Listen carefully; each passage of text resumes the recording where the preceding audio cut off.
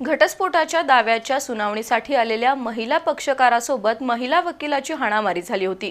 ही घटना 7 मार्चला जिल्हा आणि सत्र न्यायालयाच्या परिसरात घडली होती। या प्रकरणी संबंधित महिलेच्या तक्रारीवरून शाहूपुरी पोलिसात 15 वकिलांच्या विरोधात जातीवाचक शिवीगाळ केल्याप्रकरणी गुन्हा नोंदवण्यात आलाय। कोल्हापूरच्या इतिहासात अशा प्रकारचा पहिलाच गुन्हा नोंद झाल्यानं याबाबत विधी क्षेत्रात चर्चा रंगली आहे। अश्विनी मोरे पाटील आणि पती निखिल पाटील या दाम्पत्याच्या घटस्फोटाबाबत जिल्हा न्यायालयात सुनावणी सुरू होती। त्यासाठी 7 मार्चला ते दोघे न्यायालयात आले होते। दरम्यान दुपारी 4 वाजण्याच्या सुमारास अश्विनी मोरे पाटील यांचा पती निखिल पाटील यांच्यासोबत वाद सुरू झाला।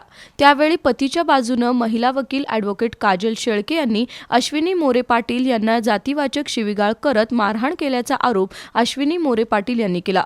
यावेळी इतर 15 वकिलांनीही शिवीगाळ केल्याचा आरोप करून अश्विनी मोरे पाटील यांनी शाहूपुरी पोलिसात तक्रार दिली।